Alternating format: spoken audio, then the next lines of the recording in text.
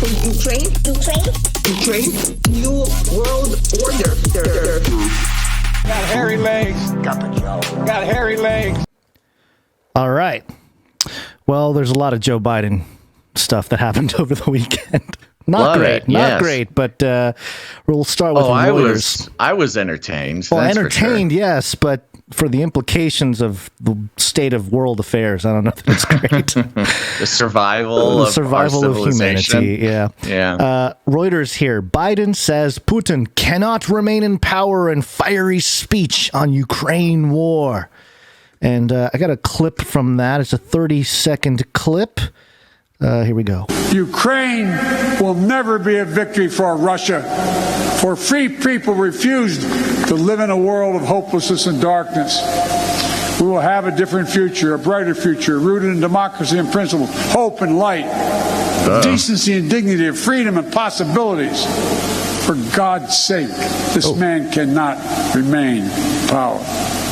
God bless you all, and may God defend our freedom, and may God protect our troops. All right. Okay. Did he just call for a regime change in Russia? Is that what he's doing? So many things in there. First of all, can we start with how weird his voice sounds in that? He's like putting on this Big Daddy voice and screaming. Maybe it's the venue. The venue kind of had him, the voice. Sometimes your voice echoes in a room and you want to, you kind of pump into it or something. But let's hear it again. He was tired of being called sleepy, I think. Maybe. Well, he still sounds sleepy. I don't think that changed. Ukraine will never be a victory for Russia, for free people refused to live in a world of hopelessness and darkness. We will have a different future, a brighter future, rooted in democracy and principle, hope and light, of decency and dignity, of freedom and possibilities.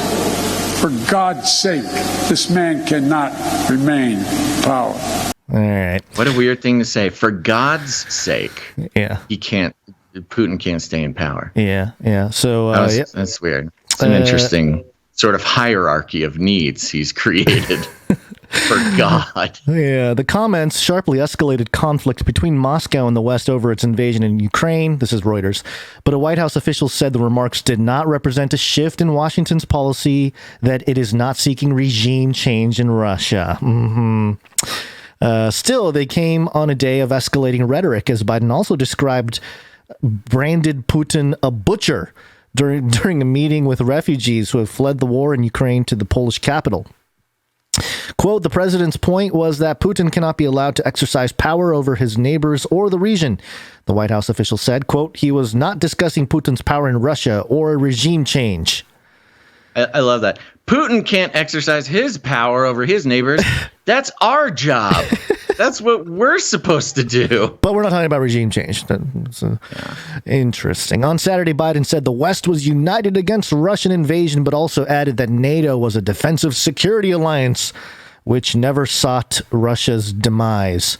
Biden's speech was delivered at Warsaw Royal Castle before hundreds of Polish elected officials, students, and U.S. embassy staff, many holding U.S., Polish, and Ukrainian flags. Quote, the West is now stronger, more united than it has ever been, Biden said, calling the fight against Vladimir Putin a new battle for freedom.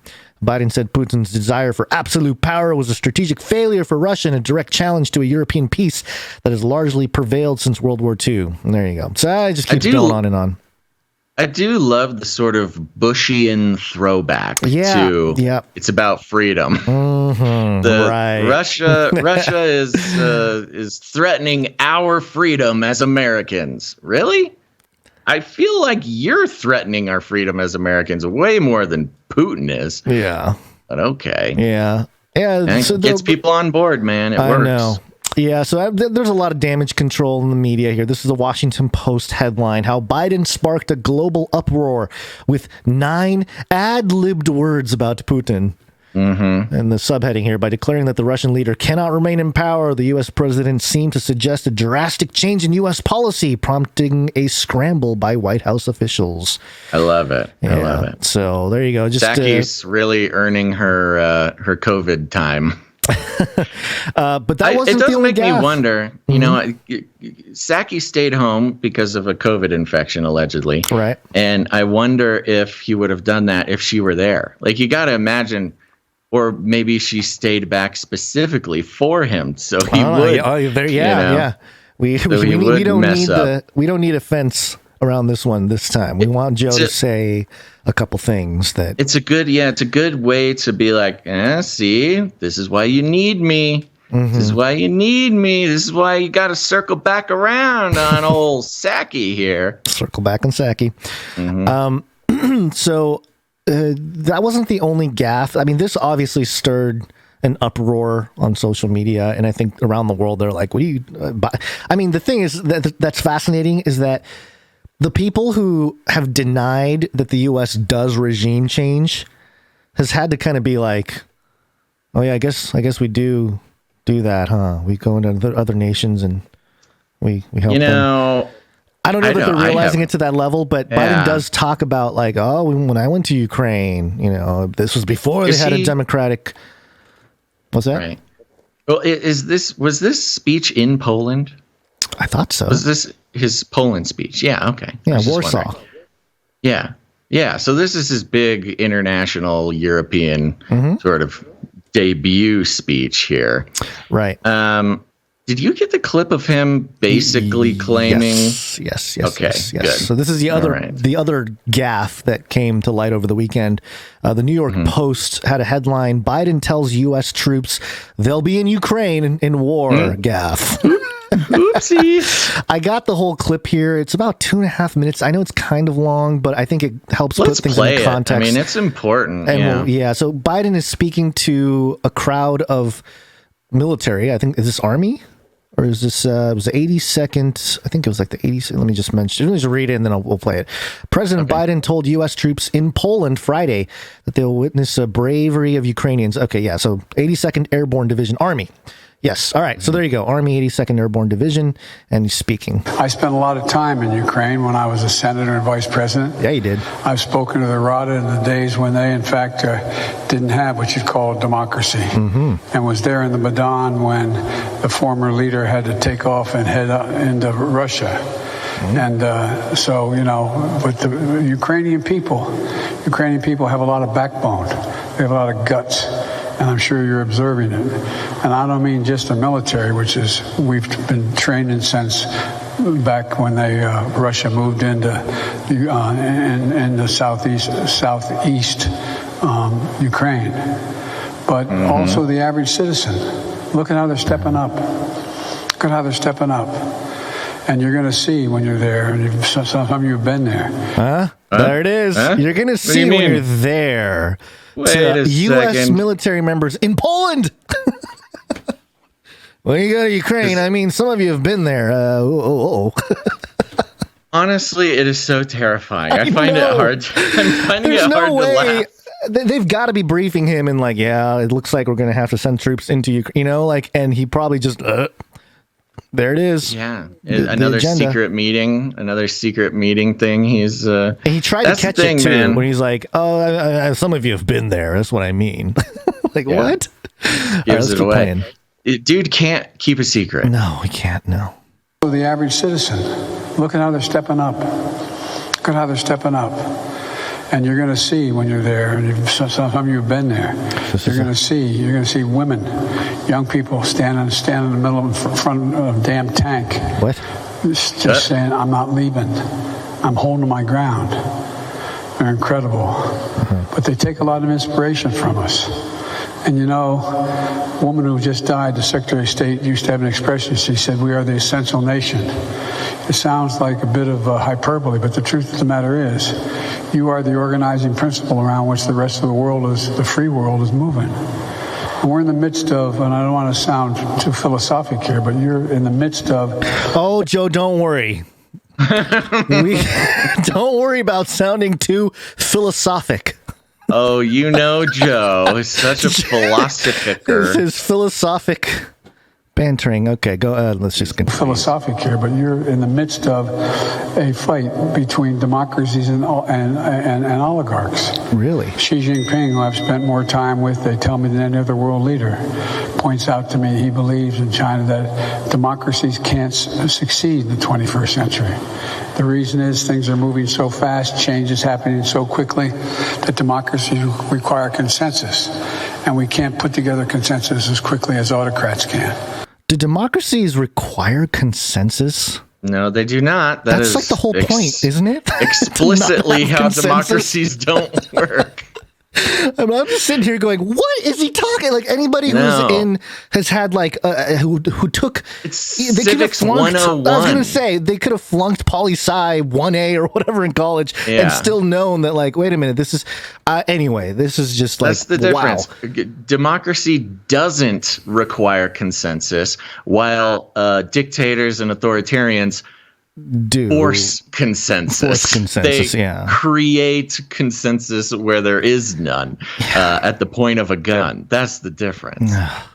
So what's at stake, not just in what we're doing here in Ukraine to try to help the Ukrainian people and keep the massacre from continuing, but beyond that, what's at stake is what are your kids and grandkids going to look like in terms of their freedom? What's happening? The last 10 years have been fewer democracies that have been formed than we've lost in the world. So this is what you're engaged in is much more than just whether or not you can alleviate the pain and suffering of the people of Ukraine. We're in a new phase. Your generation, we're at an inflection point. This is the point he brought up with the New World Order point that he brought up for last week. I think, again, the truth wanted to come out. He didn't say inflection point.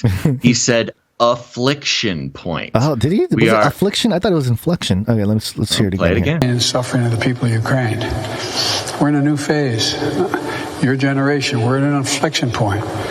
About every 4 or 5 Sounds like affliction point to me. Affliction point, huh? Affliction point. It's a weird thing to say. A little bit different than inflection point. No, I mean, he's just gaffed. It's obviously a gaff. But again, perhaps, I mean, an affliction point, the point at which we are afflicted into change, it sounds much more on par with what we're experiencing than an inflection point. Yeah. Generations that comes along and changes, fundamental change takes place.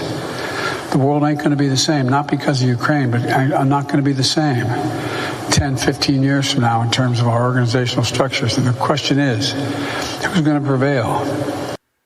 So, I mean, it's really the duality, democracy versus, what do you call it, an oligarchy or like an autocracy? Autocracy is what, I think the word he used. But the thing that's really, in the context of a new world order and, kind of like a one world government, and people always talked about, it can't happen. And obviously it's not going to happen overnight. But the thing that's really interesting to me is, and we pointed out before, Biden saying this and like pinning these two sides, it's like an artificial thing. It is the divide and conquer. And it's just, obviously we in the West represent one side, and it takes 2 feet to walk or to step forward, so you got to have opposition. Well, the whole crisis is being framed as East versus West. Yeah, 100%. I mean, just right there, they can't even talk about it without some sort of facade of a division. I mean, there is, of course, division. Facade is not the wrong word, rather, but it's a very useful, framing. Easy. It's red, blue, Republican, Democrat, East, West. That's the war, right? I think there's a very revealing detail in his.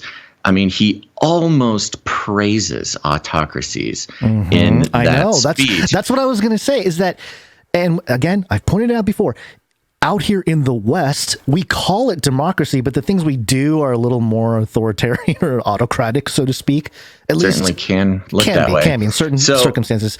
In the East, though, it's different. It's more like, we're, like Putin, like, I'm in charge. She's like, I'm the guy in charge. There's a guy in charge, and then we do what that guy says. Yeah. It's more upfront, I guess. So in the revealing of this affliction point that he talks about, and his